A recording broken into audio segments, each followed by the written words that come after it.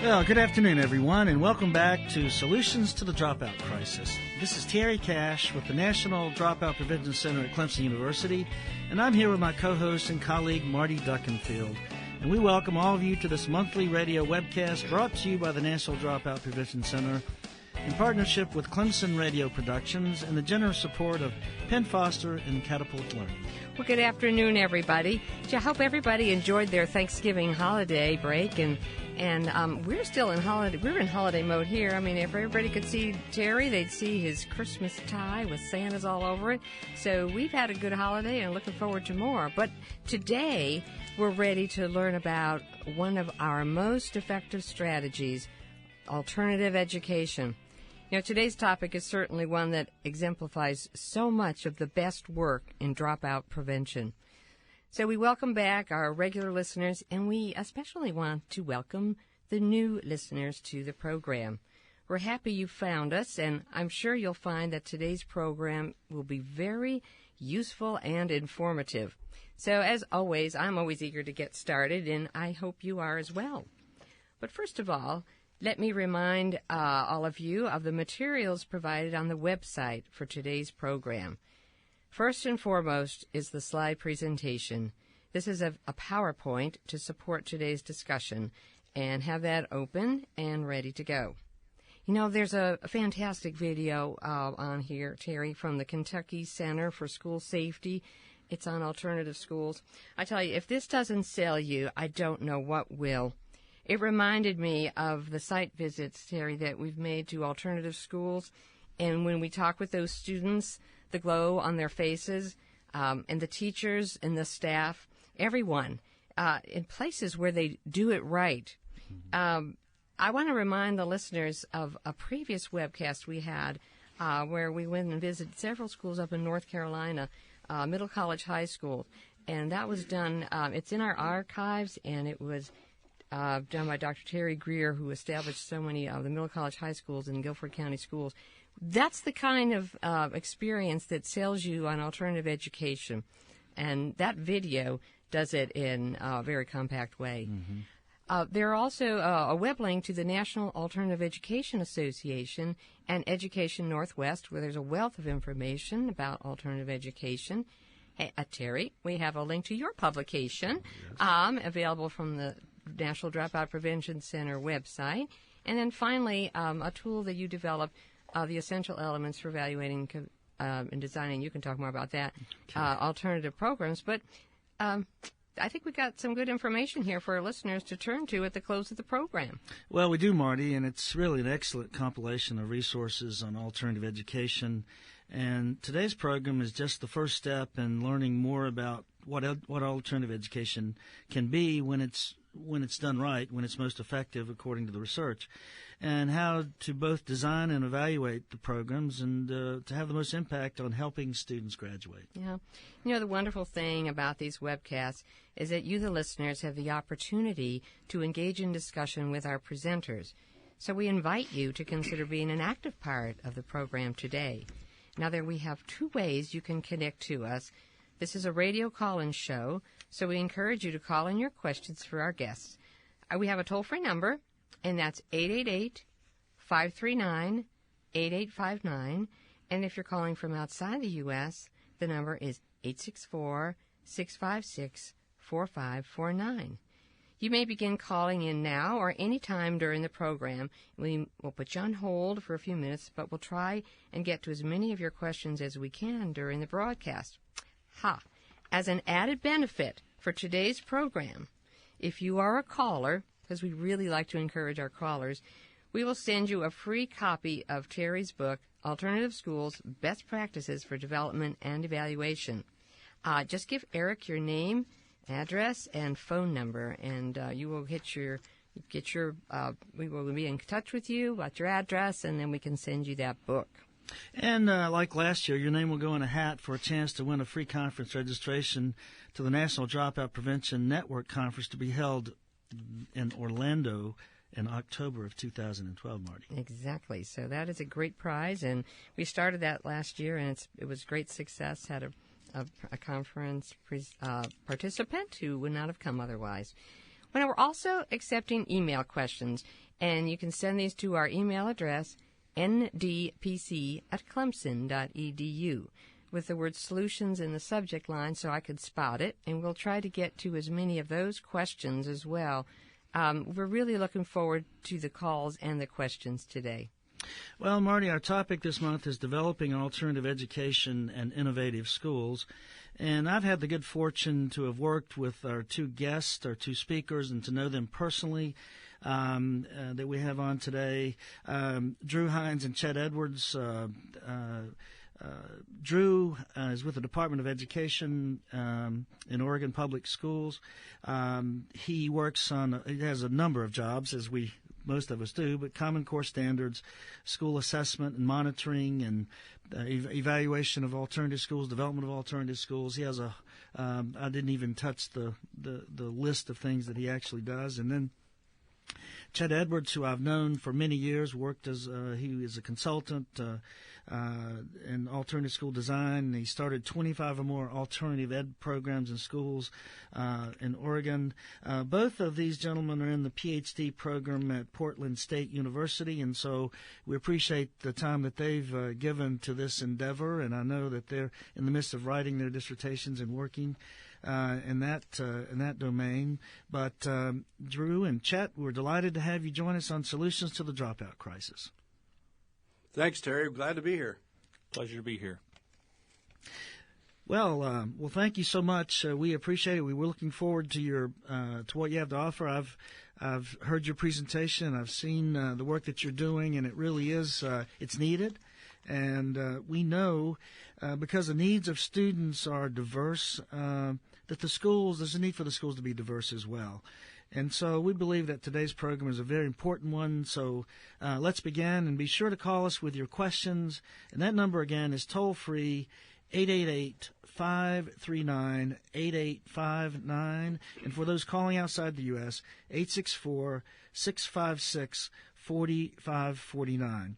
So let's turn to your PowerPoint and learn more about how we can approach alternative education and learn the steps to being successful in this effective strategy. Thanks, Terry. This is Chet. I'm going to go first, and then I'm going to talk about designing innovative schools, and then Drew is going to talk about evaluating alternative schools.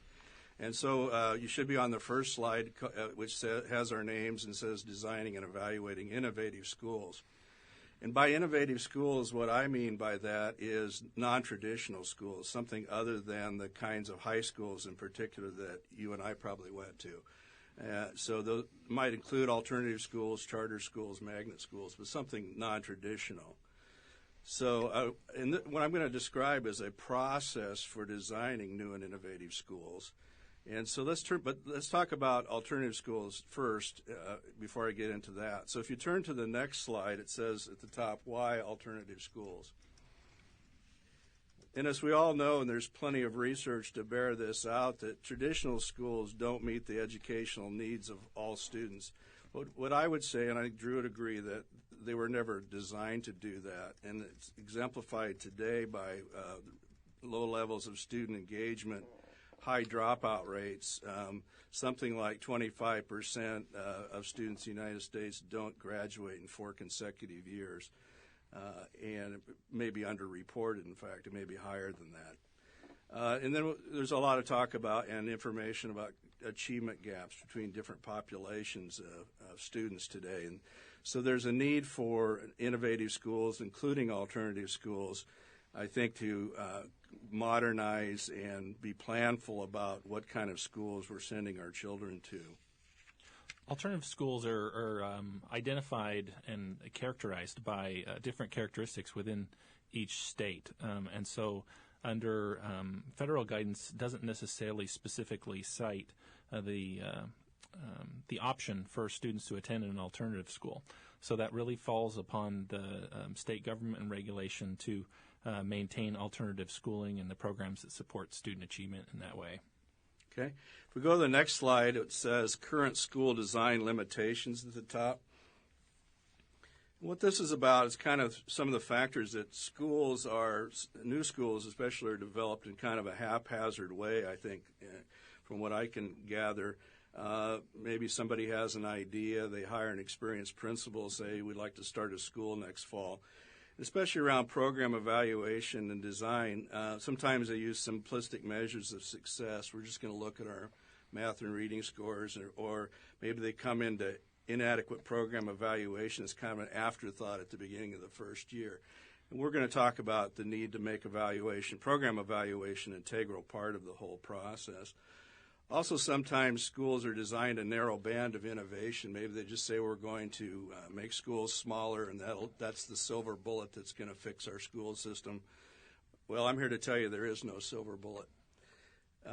Or they might look at typologies. What type of school do we want? And then they get lost in that and trying to define what the various types of alternatives and charter magnet schools are, and never make any progress because they just look at types and don't make progress. Anyway, model programs and best practices, they might get bogged down in that. We're going to replicate something locally, and that may or may not work. Good.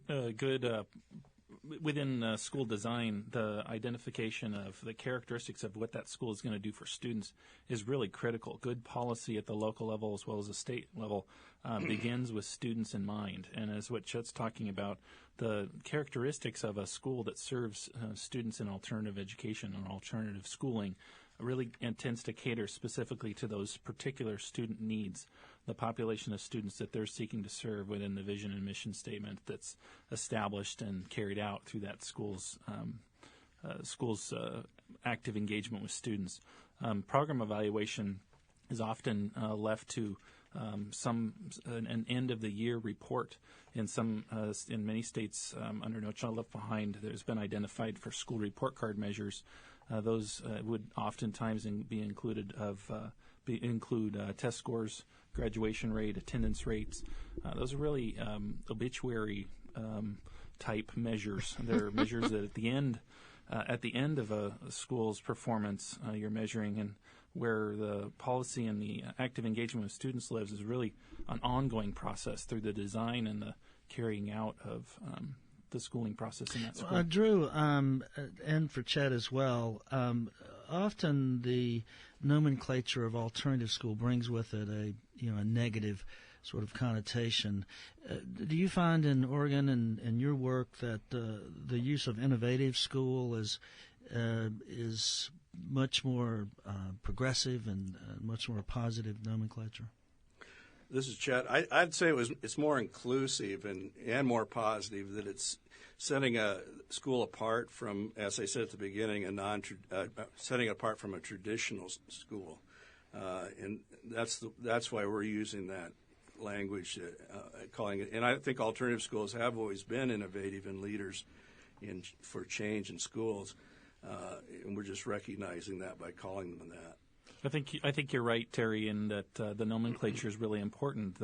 In fact, in navigating alternative schooling or innovative schooling, charter schooling, magnet schools, you've got to understand the context of how that language is being used. Mm-hmm. And one of the things we'll discuss a little bit later in the presentation is using the lens of traditional school improvement so that folks that are used to traditional schools can zoom in on some of the characteristics of an alternative school within the framework, the language that they currently use with school improvement.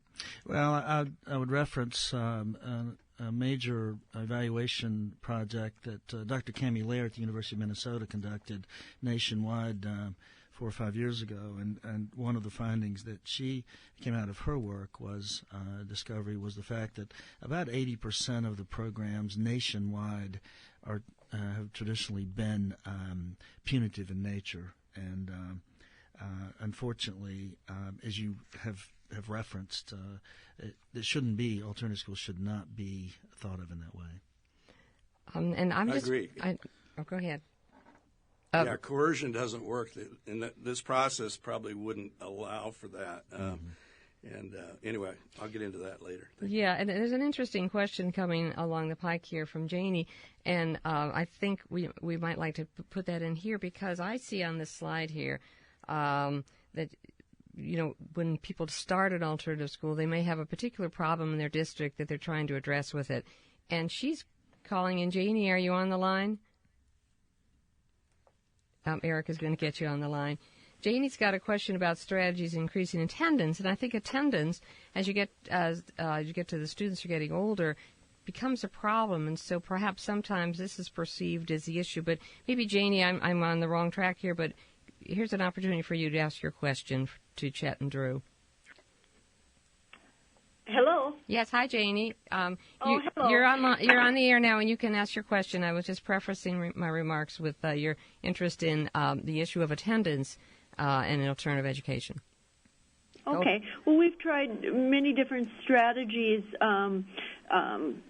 having certification programs. We've tried different sorts of incentives. We do not suspend students. We welcome students every day. We have work programs. We have a variety of things going on, yet attendance is still a major issue. And it's the thing that we are really struggling with more than anything else. So I'm just looking for what best practices around that. Well, Janie, this is Drew. Attendance is oftentimes referred to as a proxy or an example for measuring engagement. And so in that context, if students are attending, they're potentially engaged. And I think the National Dropout Prevention Center has identified 15 effective strategies, one of those being alternative schooling. Specific to alternative schools are characteristics of individualizing instruction. The state of Oregon fully endorses and has been working for a number of years in providing proficiency education, proficiency credit opportunities for students attending traditional schools. So in that way, the innovation of alternative schooling and personalizing the learning for students and not forcing them to participate in seat time, but providing them opportunities to demonstrate proficiency of their knowledge is one example of the way alternative schooling has seeded an innovation that's now being scaled up in traditional schools.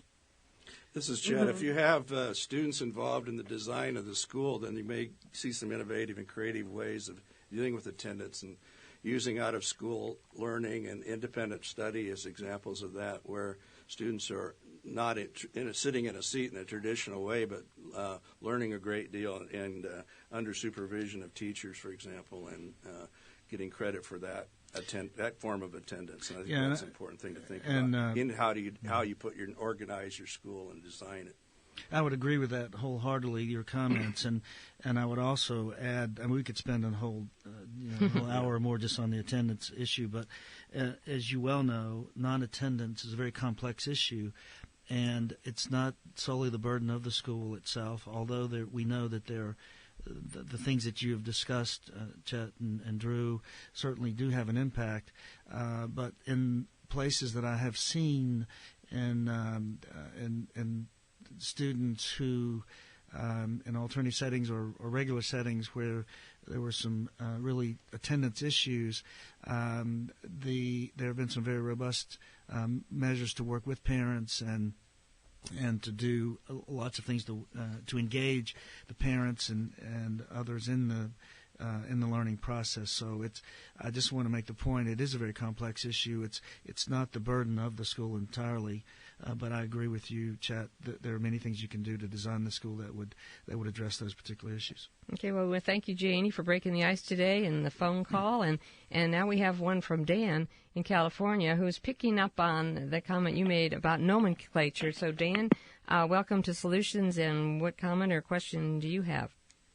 Hi, thanks. And I'm with the Educational Options Student Supporting American Indian Education Office of the California Department of Education. And nomenclature, we use educational options in California. There's a very broad continuum of services that may be more or less appropriate, but we don't want to call it, the alternative, because it's the alternative to what? And so we just talk about there are very many options that we need to select from. Some may need to be more comprehensive in their approach. I'm the lead for the state and specifically schools for kids have been expelled, probation, truancy, and those issues and attendance issues. But we also have independent study as a different approach to teaching, or some of the very specialized magnet programs might be. But with the negativity side, which I think you're trying to get away from, it's also in the words and labeling that we talk about problem kids, and it's those schools you send to. Mm-hmm. Again, what's needed is a more comprehensive place where you can really look more closely at the academic, social, and emotional needs, find out what's there in an asset-based approach. We can better identify what's right about them, even though it may be a different, compilation of assets, but to move them forward developmentally. Exactly. So it's really matching the option. For some, independent study is a wonderful setting. For others, it's absolutely inappropriate. For some, a traditional. We don't say comprehensive. I like we're comprehensive in ed ops. A traditional setting may work perfectly well for a lot of kids, and it's absolutely inappropriate for others. So it's really a matching. But that's, I think, with the and attendance is what happens when you don't match, because we don't have to remotivate kids. Kids are motivated. We need to make sure there are no obstacles for the motivation being used. This is Drew. The identification of the term comprehensive is really critical in what the caller had to say. Comprehensiveness is really, in the current educational system, from the state's lens at least, is really made up of the courses required to graduate and the standards that are a part of the curriculum that's being used. And so if students are being taught according to those standards with the courses required to graduate, those are the elements that make up what at least traditional or current, the last decade anyway, accountability measures would indicate as comprehensive. Marion Raywood, a while back, referred to three types of schools in the typology: schools of choice, last chance schools, and remedial schools. And in that context, I think you can think about the type of students being served by that program and the type of program along a quadrants.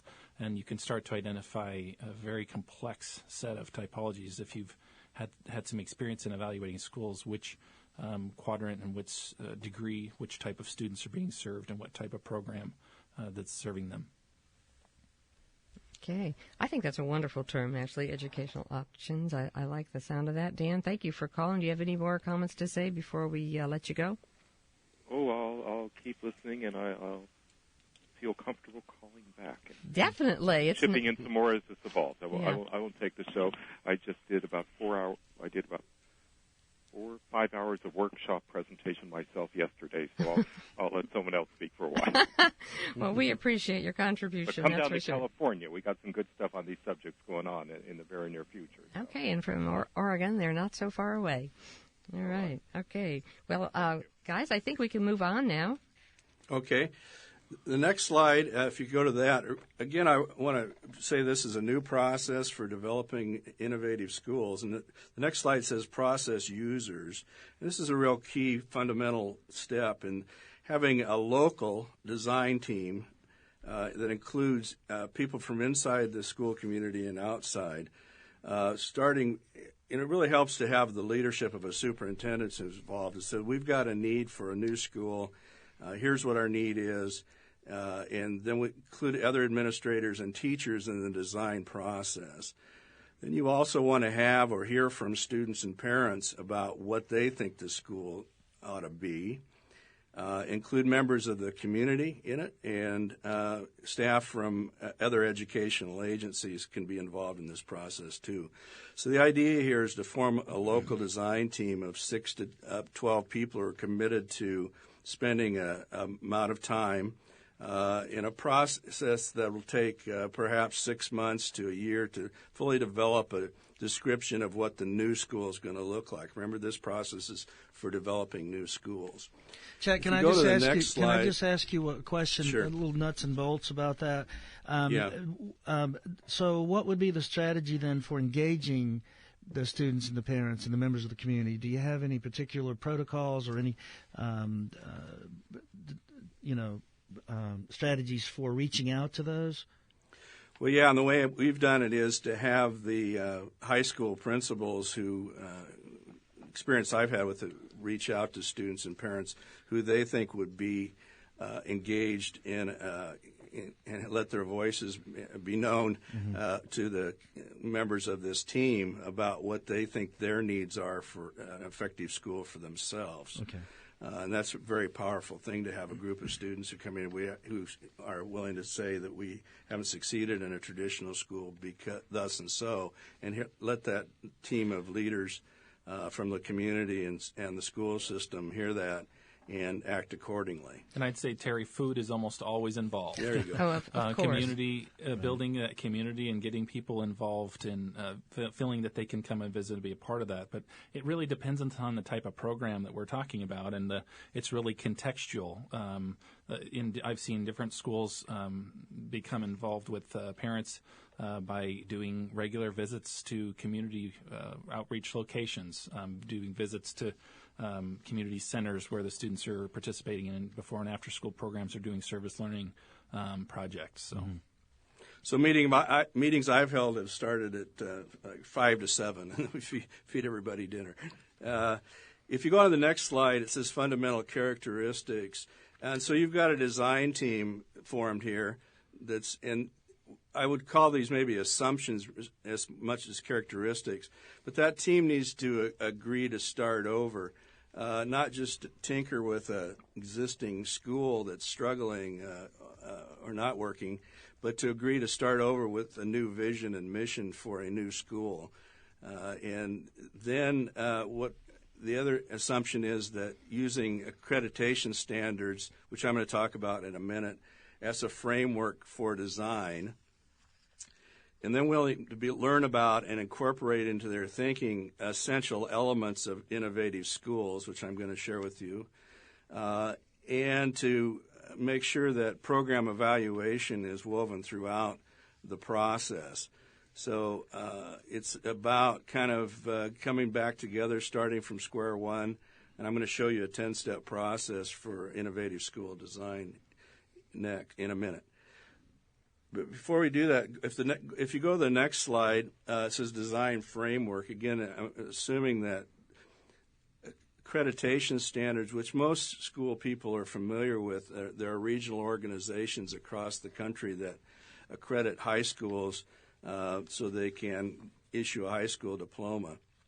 And I've done a lot of work for the Northwest Accreditation Commission from which these standards are taken. There are other commissions around the country that use similar or other standards, but you can see them listed there, but having mission, core values, curriculum and instruction assessment, educational program, how's your leadership and organization of your school, what kind of services are you going to have to support learning, facilities and finance, and a culture of continual improvement. That's your school improvement plan. Of course, if you're developing a new school, you aren't going to have a school improvement plan until you have some track record to base that on. Okay, if you go to the next slide then, these are things taken from the work of Bob Barr and Bill Parrott at Boise State University. And if you know Bob and Bill, they've been in alternative education since the beginning. And what they've written about, there are 10 things listed here, and I won't get into them too deeply right now, but when I do this work, I teach the design team about this framework of standards, but then I also teach them about innovative aspects or elements of innovative schools. You got to have a shared vision, diverse educational programs, relevant and focused curriculum, creative instructional approaches, innovative student assessments beyond reading and math, such as our caller mentioned, social emotional skills that are important. You need to have caring and demanding teachers, voluntary participation in school choice. School choice can be a kind of a loaded term, but here it means it's in the context of having students choose to be in the school, teachers choose to be there. They have choices in what they're going to learn. When it says comprehensive programs, it means broad enough to meet the needs of the students in the school in a planful way. Small school size, we're all familiar with that.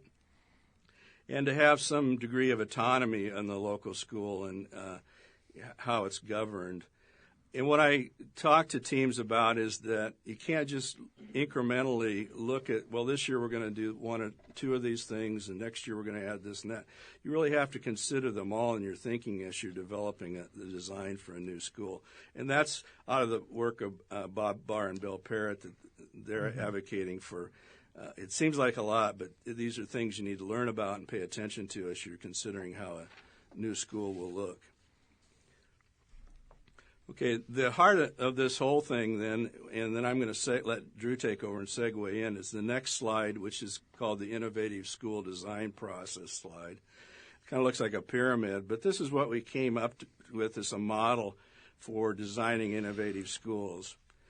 And if I can share that with you, that steps on the left side, again, set out the accreditation standards, which include your expectations for student learning, which are the vision and mission of the school. It's very important to spend a lot of time developing the vision and the mission. And then the next set of, in yellow, are the educational program of curriculum, instruction, and assessment. What's that going to do? And then the top tiers are supports for learning. And then on the right side, I took the central elements of innovative schools and tried to align them with the standards on the left. So, for example, somebody might have a vision for a new school, but unless they share it and have community involvement, it's probably not going to go anywhere. And so on and so forth. The schools could have diverse missions and curriculum in their educational program should be more creative than a traditional approach, and as well as their supports for learning. But the glue that holds this whole thing together is in the middle. It says program evaluation for school improvement, moving the school ahead. So once you have the design in place, you've created a document, a blueprint, so to speak, that describes the school in good detail using these standards and innovations. These pieces woven throughout that should be a program evaluation strategy. So when you're ready, Drew, you could talk about that. That's your emphasis in your work, making use of program evaluation. And we're going to take a little pause here, though, because we've got some callers, and we'd like to include them, and this is a good stopping point, I think. We have Jamie from Oregon who is on the phone now and has a question for you, Drew, and Chet. So go ahead and welcome Jamie to Solutions. Hi, thank you very much. So what kind of, do you have a question or a comment that you'd like to make? Well, I actually have a question for some guidance. I know that alternative and innovative programs are well known for their creativity, but as an administrative and alternative school, I also know the pressure for making sure that students are academically capable.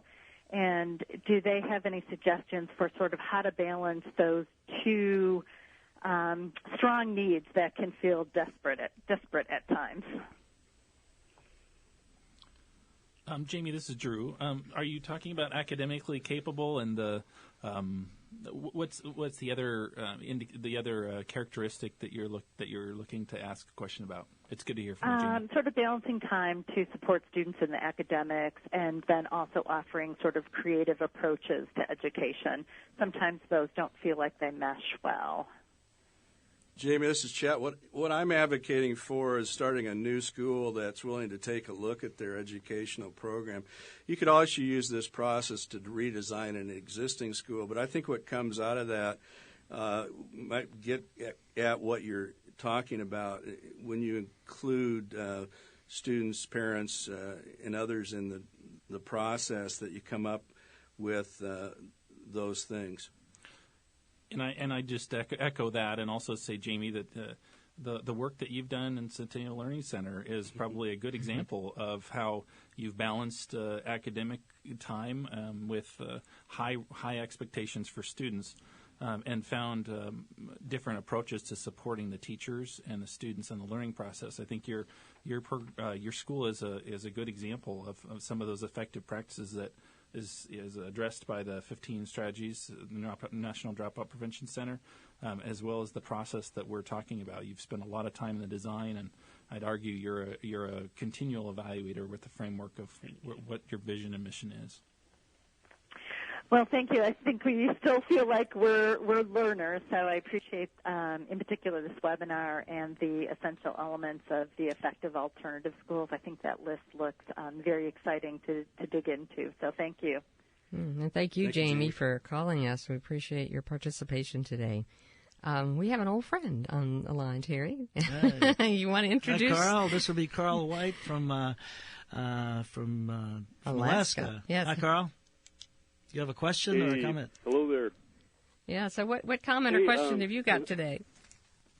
Okay, well, you know what? I mean, we are doing many of the things that the gentlemen have talked about. When I was looking at the 10 elements of innovative schools, and, it's still not working. And I really appreciate the caller that Janie, regarding attendance problems, because this is something that, we've had, and I definitely agree with Dr. Cash in the sense that we could probably have a whole program on attendance and what is working and what isn't. But one of the things was we're looking at, in the Bering Strait School District, of including instructional technology as part of a delivery, and as kind of offering segments of instruction, if you will, because our district is the size of Minnesota and very isolated, yet we have very high dropout, and so we're just trying to figure out, what we can do, because it's not working what's happening. So I'm just wondering, is technology, instructional technology, is that something that is being that they would recommend? This is Drew. Having had some experience teaching and working as an administrator with online programs, again, it's not the silver bullet by any means, by any stretch of the mind. I believe there was a report just recently released, NCS report, noting that a good percentage, I can't remember, Chet, if it was 50 or 80%. I think you said 50. 50, yeah. It is 50% of school districts were utilizing online education, and I'd probably echo that, at least in Oregon, that's probably about right in terms of blended learning, online learning options. It's definitely a innovation that's occurring within schools and school districts. I would caution us to think about putting students that are feeling isolated. The caution there is to potentially make them feel more isolated by putting them in an online learning environment.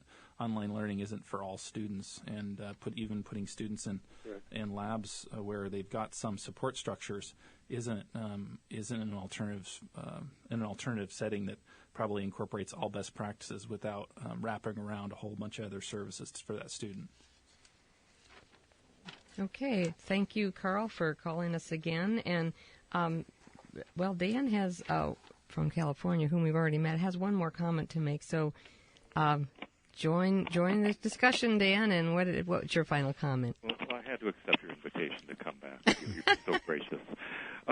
The idea of being able to do everything we need, and how do we fit it in, and the academic, the creative, the social, emotional, it's you don't need separation for each thing. You need to learn to integrate what you're doing into any curriculum depending on your purpose. Anyone who's seen Freedom Riders knows that Erin Gruelle, when she was having kids in a literature course, anything she had them read, the themes they had to look at they were dealing with social, emotional, and ethical development. Why would you have texts that aren't going at the themes you're most interested in? There's so much literature of quality in any way, and they can be expressed. There's a wonderful program at Santa Clara University in California on character-based literature that integrates very much creatively with the arts, with music at times, highly standards-based, deep work. If anyone is familiar with Waldorf education internationally, a lot of the work is very much project-based, but very deep in content and relating content across subject areas. When you're talking about attendance, when you're using multiple modalities, attendance is often an issue when teaching is limited to a certain way. I like to say the definition of genius was probably written by someone who fit that definition. Yeah. And so the involvement of multiple modalities and the involvement, a lot of my work comes from resiliency literature, being actively involved in what you're doing and seeing the purpose. You can bring these strengths-based approaches so that more kids have their strengths being called upon to allow them to be engaged, which is why they attend instead of being disengaged and slowly dropping away. So I really think that there should never be which one. A good teacher is always bringing in the aspect of creativity, social, emotional, into academic. And sometimes what we don't even consider academic can be soccer. If you have social, emotional, soccer is not about scoring. It's about keeping track of anyone and everyone where they're going, or basketball. So an egocentric student you address through soccer, but soccer is also the embodiment of a 5-paragraph essay. You have a beginning, you have a goal you're trying to get to, and all different things you can focus on in between. And a kinesthetic student is going to understand an essay from a discussion in soccer that a good PE program can relate back to the academics, which is creative. Yeah, these are wonderful points, Dan. I'm really glad you called back, and I think what I'm going to do now, just trying to coordinate a lot of questions coming from everywhere, is go back to Drew now, who's going to start opening up this topic more of evaluation, which I think you are integrating into the design. Is that not right, Drew? Thank you. Right, and what Dan talks about in terms of resilience literature and the strengths-based education opportunities, that really fits into where the next couple of slides of content is identifying the characteristics of a school isn't as simple as looking at the output the indicators that might show up on the dashboard, if you will. One of my favorite questions to ask districts teams that are what's not on the dashboard. When they look at attendance, graduation rate, and test scores, some of those characteristics that Jamie surfaced in terms of creative approaches, maybe even the 40 developmental assets that are identified in the literature, or Gardner's multiple intelligences, those aren't necessarily all indicated in a report card for a school. And so the evaluation has to be complex enough to take into account for differences amongst school settings. And that is not an easy challenge. This is Chet. I'd like to add that I agree with Dan, everything he said, the integration in his holistic approach, and that's what I think Drew's advocating for in program evaluation. You have to look at the whole picture. And for me, it goes back to creating that initial vision and mission for the school that involves the whole community. And I'm going to talk about some benefits of the design and evaluation process at the end today. So one of the premises... Go ahead. I was just going to say, we've got to insert this next question because it comes from a mentor to all of us, and that's Ray Morley in Iowa. And we'll just have this be the last question in this segment, and then we'll go on to your evaluation piece, Drew. And Ray asked this: what's being done to encourage administrators to be innovative under the current restrictive federal law? It almost seems we do not want innovation. Comments? Question? There you go. Well, I'll take it. I'd say not much. I think that the resources are so tight. I think many school leaders would like to develop something new and innovative, but having the resources and the time, in the form of time and financial resources to do that development, is very restricted, and that's what needs to change. What they tend to do, and I was talking about how new schools are developed, is that because systems are so strapped for time, they want to go out and cut and paste something, buy something, and cut some corners, rather than developing it locally, what they want for their children in their own local community. They're going to go out and be frank about it, buy some online program that they think is going to solve that problem, and it may or may not. And there's some students that are going to be responding well to that, but to respond maybe from the context of what Dr. Morley is asking maybe is the school. I've said this multiple times, and that alternative school students right now are the canary in the cave.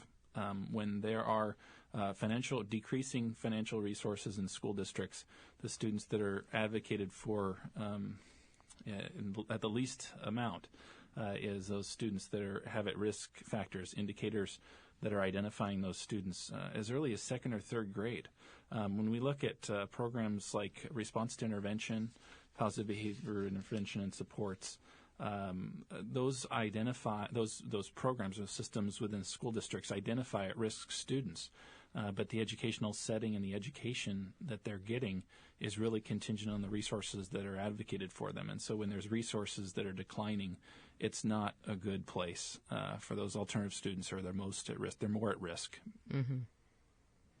Okay. So as we transition to kind of talking about traditional school, this really fits because most states have traditional school improvement processes that they undergo. And so having common language is really critical in evaluation. And I think what Dr. Morley was asking about in terms of preparing administrators or school leaders about how to innovate, identifying common language like the school improvement terms that I'm going to mention, curriculum, instruction, culture and norms, family and community engagement, leadership, integrated systems and structures. Those really sum up the language that we have in common with traditional schools and maybe even charter schools in many cases, as well as the Waldorf and Montessori type of schools. Some of those terms means very similar thing. It's common language, a common ground in which we can communicate with traditional school administrators about what are some of the innovations that are occurring within those. The next slide talks about quality alternative schools. And essentially, quality alternative schools have a defined, clear purpose. They address all of the needs of their students, in terms of what Jamie was talking about, both academically and developmentally in terms of non-academic characteristics. They have a curriculum that engages the students and is relevant to their lives, uses multiple forms of assessment, what Stiggins would call assessment for learning, as well as assessment of learning, provides flexibility and choice in learning. Its staff are given the autonomy to make decisions. Now, that doesn't, within the context of those environments, educators are given the flexibility, but then they're also held accountable. And so it may not be all long-term goals and test scores that you're aiming for. It may be shorter interim benchmarks and just points along the way. I've been in schools, even traditional schools, that used characterized by a student would say something like this, I haven't met this standard. They're talking about the particular, the granularity smaller granularity of things that they understand that they need to learn in the context of what they're learning in a broader context. The next slide talks about types of schools, or a typology. This kind of speaks to the quadrants that I spoke of earlier in a three-circle Venn diagram, one being traditional schools, one being charter schools, and one being alternative schools. I'd argue that alternative schools have probably more in common with charter schools than traditional schools, but they have a lot in common with both. And in this context, alternative schools have to be contextually evaluated. One of the policy issues that many states are grappling with is how are alternative schools held accountable? And in Oregon, they're held accountable in multiple ways. One of those, if they're an alternative school, they get a school report card, and they're measured against traditional comprehensive high schools, as defined earlier by comprehensiveness, by all standards, all credits required to graduate. But not all are. And so what are those complex accountability systems that can take into account the differences between different types of schools? And some of this work was developed and really drawn out by Chenoweth and Everhart. And Tom Chenoweth at Portland State is our advisor and continues to be a resource for us that as we work forward in this work, he's been a vital stakeholder or vital contributor. The next slide talks more about program evaluation with regard to the three design components: inventory, compliance, and quality. And my predecessor at the Department of Education, Cliff Brush, did a great job of establishing some indicators for student safety and school integrity with regard to compliance, a checklist that assures certain things are present.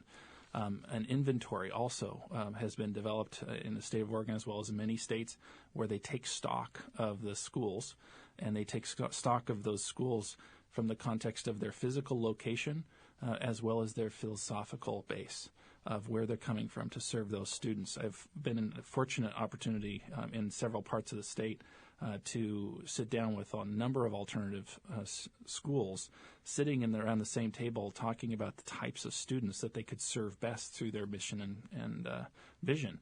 And in some cases, those communities really benefit from those types of conversations, because certain types of schools are given the opportunity to serve the students that they're best suited to serve. That continuous improvement loop also needs to include the third component is really quality. And quality is defined by the internal and external stakeholders that come together around the outcomes that school has identified as being successful, characteristics of a successful school as they define it. So those need to account for the terms and the common ground that we talked about a little earlier, but they need to account for indicators that are specific to that school. One model that's really emerged in this way is logic models, looking at the things that make up the students and the program, the results that they're intending to arrive at, and then the outcomes they ultimately want those students to achieve as they go on to the next phase of their education. One thing, we've got an email question here from Leah in Minnesota, and she's a principal for several small alternative schools, and presumably they have a different focus, perhaps. But her question, I think, is relevant in that, as you indicate, these locally designed schools, they will all have a different flavor, different emphasis. She's asking about program evaluation models. Do you have a sample that would be something that we could post later, that would be a generic type of thing, and then that a local school could then build upon? Is there an actual sample that work? We have certainly Terry's matrix up there, but are you surfacing some new things? Because Terry did develop that several years back. I know Ray Morley's worked in that area too, but you guys are working on something like right now. So is there something that would be a tool for Leah to use that would be helpful for her? I think that as you mentioned, Morley and Cash are both authors of instruments that would that'd be a great resource to her. I've sought to produce an instrument that's really just 2 pages. The difficulty here is if the instrument is too complex, it's not valid. That is, from one place to another, it's interpreted differently. But if it's too, did I say it's too complex? If it's too complex, it's too difficult to capture what you're trying to measure.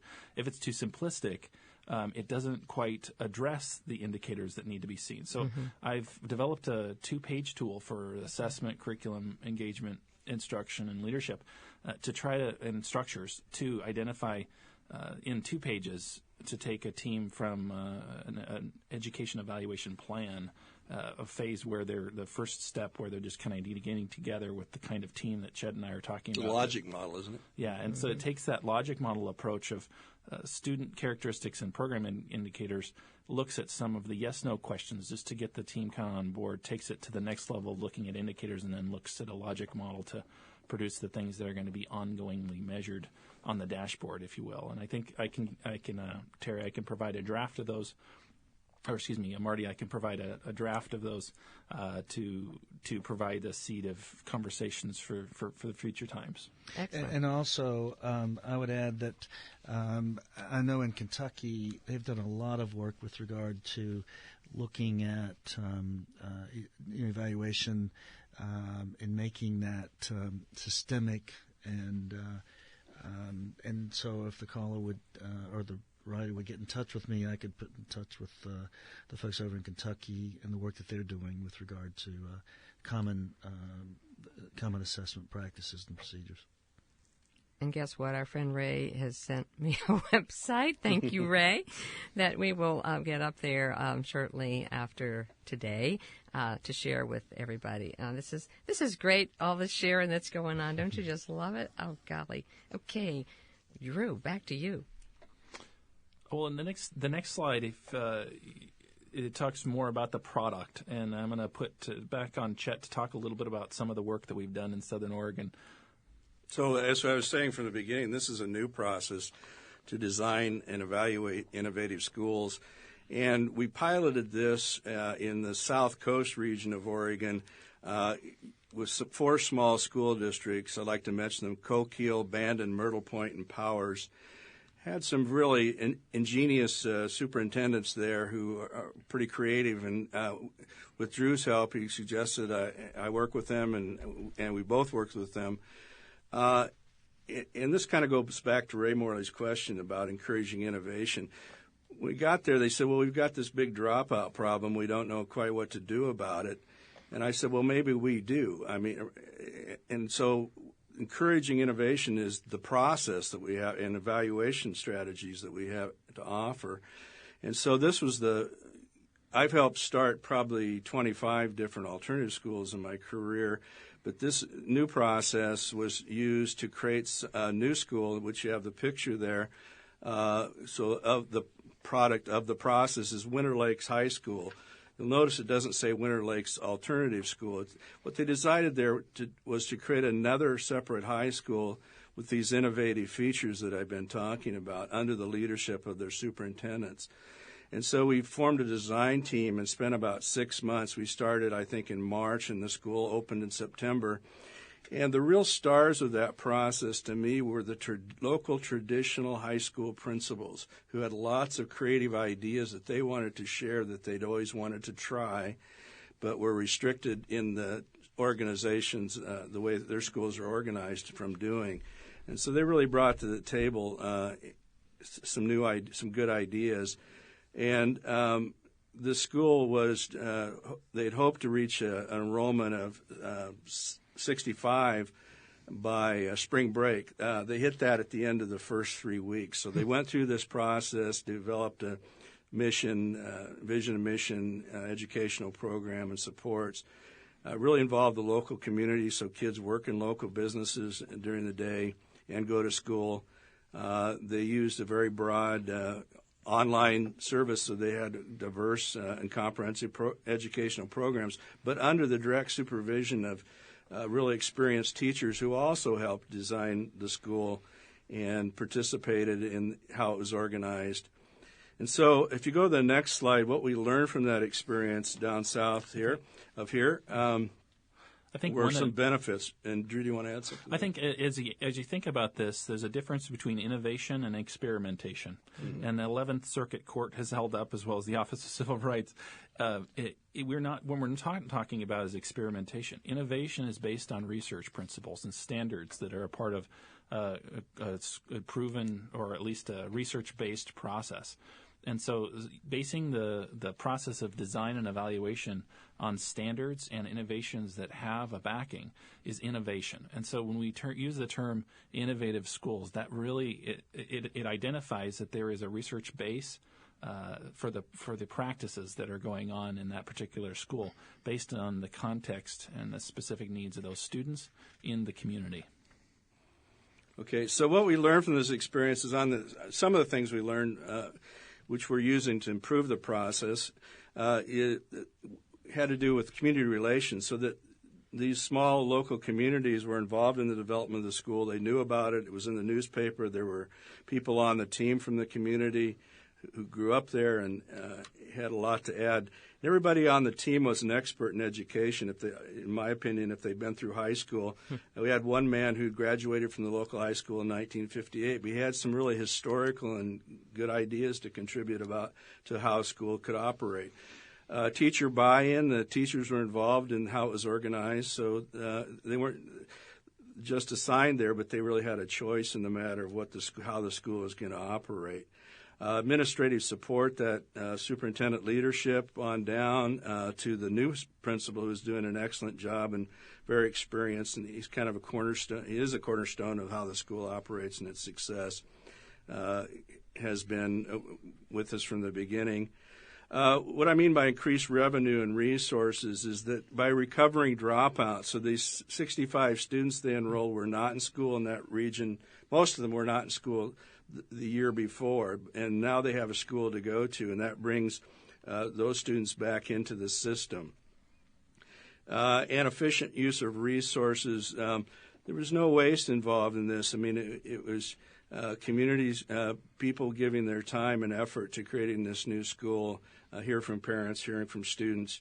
And so there wasn't just a startup grant that could be misused perhaps to plan this, but so I think it was the design helped to prevent it. It couldn't fail. I mean, how could it fail when you had all these people contributing to the idea? Yeah, Chet, I would add to that, and a lot of the work that I've previously done with research and the whole notion of vertical equity, and that is the unequal treatment of unequals.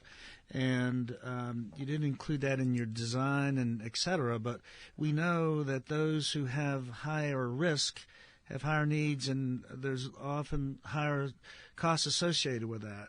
And so as part of the design process, I think it's important that we consider those, in terms of that it may and well cost more on the front end, but with cost-benefit analysis, we know that at the other end, it certainly pays big dividends. We don't have time to go into that. And I want to We're going to borrow that idea as we go forward here, Terry. Yeah. We borrowed a lot of your ideas and a lot of other people's too. Many people have advised us on this. It's not that it's well beyond the two of us. But well, my mentor obviously is is involved in promoting this idea. Dr. Morley, who's on. It's certainly an honor to have him because he certainly has led my work over the years. Yes. And I want to mention one other school real quickly before I know we're at time in terms of innovative school. If our listeners have a time to take a look at Google Aviation High School in Seattle, Washington. Chet, you and I had the pleasure of evaluating that school, and it embodies a lot of the components that you're advocating here. It's a college prep aviation themed high school that it's amazing what they've done in the past 4 or 5 years at that school with regard to the very kinds of evaluation components and design components that you're advocating here. Thank you. Well, I see we're at the end of the slideshow, except for the last slide, which is a pretty important one, and it's a contact information for both Chet and Drew and how you can reach them. And I will tell the listeners who had sent a lot of email questions that we will forward those to Chet and Drew, so you can have continue the conversation with them, if that's all right with you guys. Great. Yeah, because I think you've certainly generated a lot of interest today, wouldn't you say, Terry? Well, yes, I think we've certainly provided our listeners with answers to many of the questions about alternative ed, and maybe even opened up the can even more. It's certainly a topic and a strategy we know that works through research, and there's no silver bullet, but I certainly appreciate the informative program that you guys have provided and information, and there's so many other areas we could explore, but we're at the end, unfortunately, of our time here today.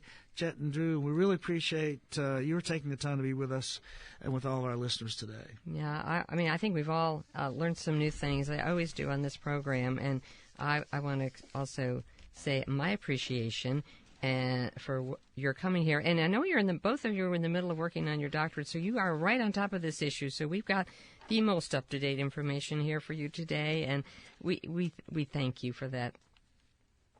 Thank you. Thanks a lot for having us. Yeah, so we want to remind the listeners, though, that this radio webcast, like all our monthly programs, will be archived on our website within the next 2 hours, and it's downloadable for your iPod or MP3 players. So you go back and listen again and again, and I recommend to your friends and colleagues that they listen.